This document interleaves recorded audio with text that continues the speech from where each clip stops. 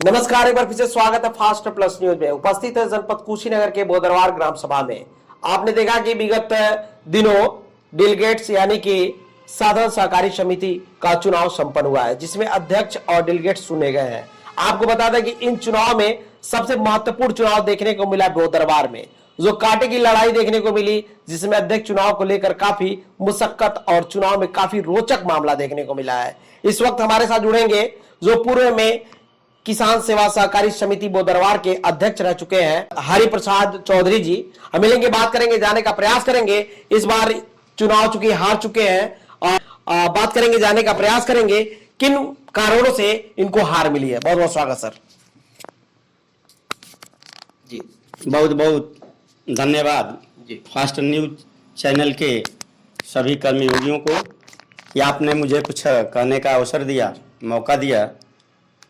चुनाव पिछली बार मैं किसान सेवा सहकारी समिति लिमिटेड बोदरवार का अध्यक्ष था।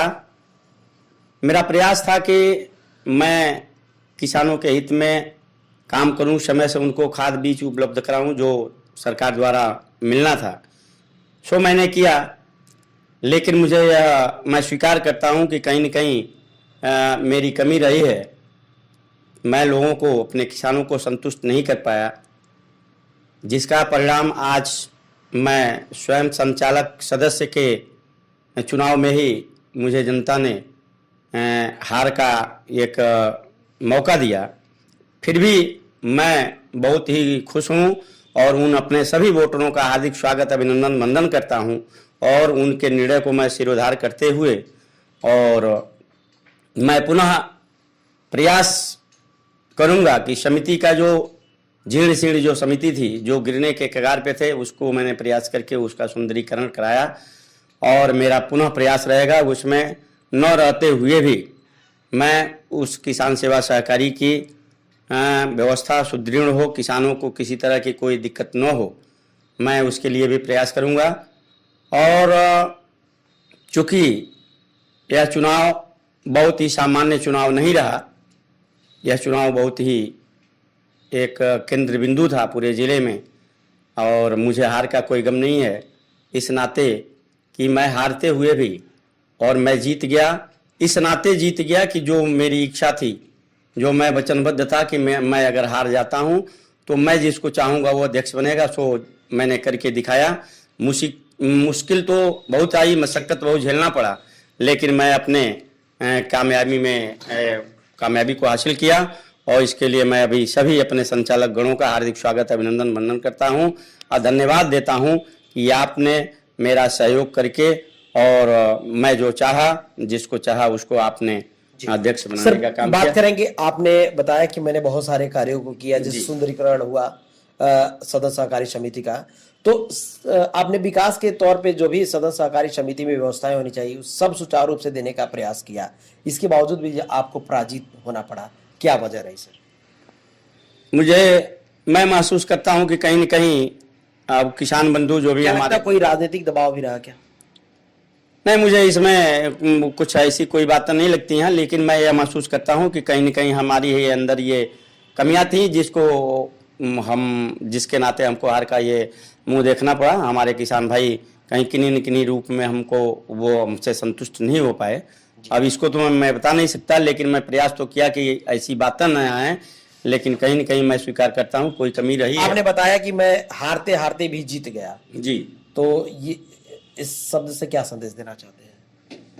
इस शब्द से संदेश यही देना चाहता हूं कि चूंकि मुझे अपने हार का गम नहीं है, इसलिए जो मैं निष्ठा ईमानदारी से काम किया था और जब प्रभु श्री राम से, भगवान से लोग संतुष्ट नहीं रह पाते 100%, तो उसी कारणों में मेरे साथ भी वो व्यवहार हुआ। कहीं न कहीं कोई हमसे असंतुष्ट रहा, जिसका कारण हुआ मैं हार गया। लेकिन मेरी इच्छा जो थी, दिली इच्छा थी कि मैं हार तो गया अपने सीट से संचालक में ही, लेकिन जो मेरी इच्छा थी कि अगर मैं हारता हूं तो मेरा भाई जिसको मैं बनाना चाहता हूं उसको अध्यक्ष बनाऊं।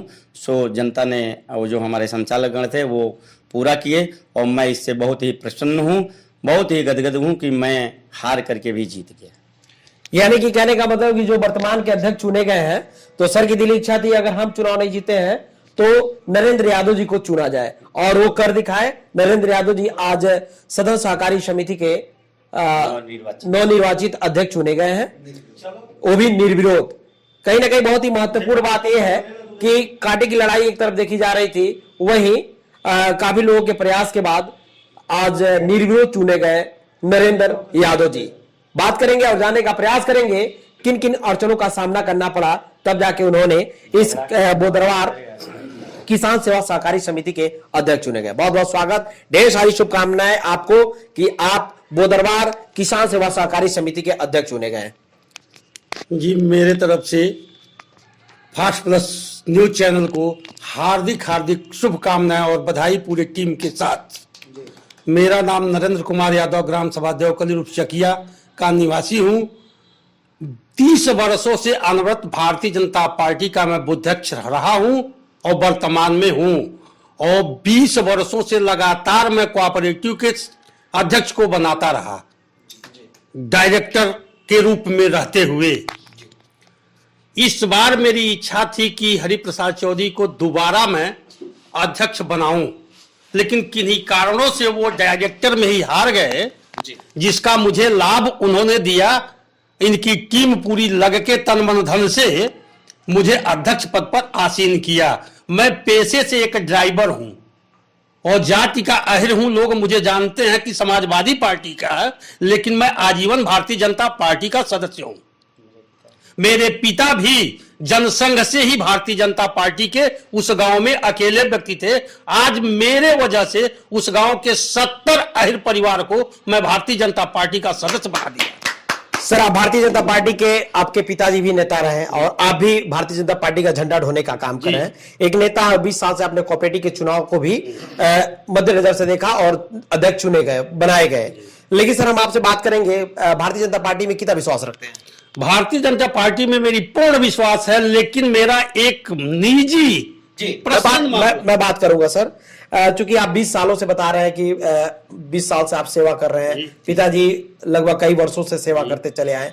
लेकिन सर, आपके देवकली उर्फ चकिया का मैं कहानी बता दूं, मैंने दिखाया भी था आपको वीडियो में, वो खबरें हमारी चल भी रही है कि देवकली उर्फ चकिया वही ग्राम सभा है जहां जाने के लिए आज भी जो सुचारू रूप से कोई मार्ग नहीं है। लोगों को जान हथेली पे लेके जाने पड़ते हैं अपने गांव को। अगर शाम को कोई सुबह को कोई बच्चा स्कूल आता है तो अपने घर को जाता है तो जान हथेली पे लेके जाता है। पता नहीं कब वो बच्चा आएगा और कब अपनी जान गंवा देगा। बात कर रहा हूं उस रेलवे ट्रैक की जो लोग आए दिन वहीं से अपना मुख्य मार्ग है, उसी रोड से आना जाना इनका रहता है, लेकिन अभी तक उस गांव में जाने के लिए कोई रास्ता नहीं बना। सर, आप इतनी सेवा कर रहे हैं भारतीय जनता पार्टी का, वर्तमान में आपकी केंद्र में सरकार है, प्रदेश में आपका सरकार है, वर्तमान के विधायक आपके सरकार के हैं, लेकिन आपके गांव में जाने के लिए मुख्य मार्ग का कोई रास्ता नहीं है, क्या कहना चाहेंगे?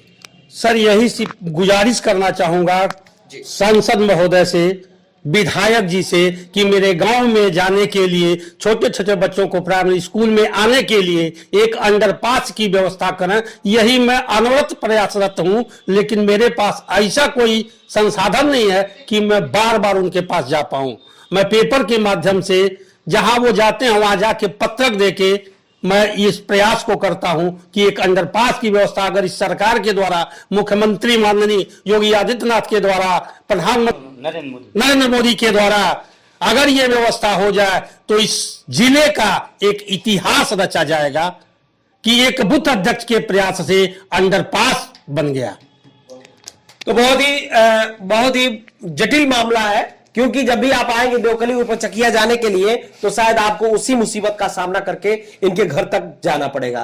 बात करेंगे, आप नग्न आंखों से देख सकते हैं, हमारे वीडियो में सीधा दिखाया जा रहा है कि रेल की ट्रैक से लोग किस तरह से अपने जान के हथेली पर लेकर पार होते हैं और अपने घर को जाते हैं। सर, आप नवनिर्वाचित अध्यक्ष चुने गए हैं, हम बात करेंगे चुनाव पे। ऐसा देखा गया कि आपके जनपद कुशीनगर में सबसे अगर कांटे की लड़ाई देखी गई ये कोऑपरेटिव चुनाव में तो बोदरवार नंबर 1 पे रहा। क्या कहना चाहेंगे, कितनी मुसीबतों का सामना करना पड़ा है आपको अध्यक्ष बनने के लिए?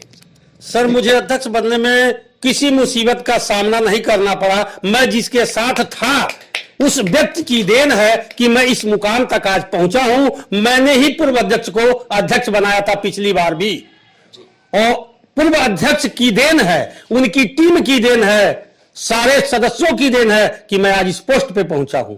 ऐसा देखा जाता है कि एक अध्यक्ष चुनाव जीतने के बाद दूसरा अध्यक्ष बात तक नहीं करता है, दूरी बना लेता है, लेकिन आज देखा जा रहा है कि दोनों अध्यक्ष यानी कि पूर्व के अध्यक्ष और वर्तमान के अध्यक्ष दोनों साथ में बैठे हुए, क्या कहना चाहेंगे? जब तक मैं जिंदा रहूंगा अपने पूर्व अध्यक्ष का साथ नहीं छोड़ सकता। ये मेरा जीवन का क्लास फेलो मेरे साथ रहने वाला व्यक्ति है, जिसको मेरे पिताजी ने मुझसे भी ज्यादा सम्मान दिया।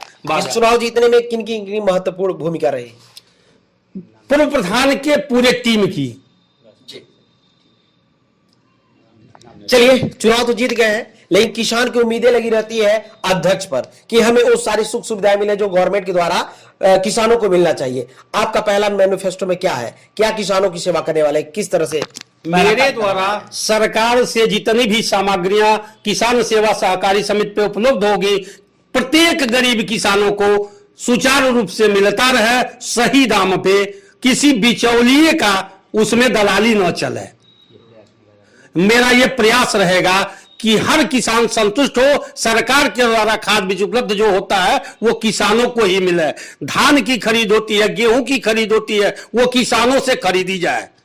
किसान देखा जाता है कि सहकारी किसान सेवा समिति केंद्र पे जब भी धान या गेहूं की तौल होती है तो घटतौलियों का मामला ज्यादा देखने को मिलता है। आपके बोधरा में क्या स्थिति रहेगी आपके संज्ञान में? मेरे समय में घटतौली की स्थिति को एकदम खत्म कर दिया जाएगा। पूर्व में भी ऐसा था नहीं। मेरे द्वारा किसी भी किसान के साथ अन्याय नहीं होगा। मेरा यही प्रयास रहेगा। किसान सेवा सहकारी समिति बोदरवार।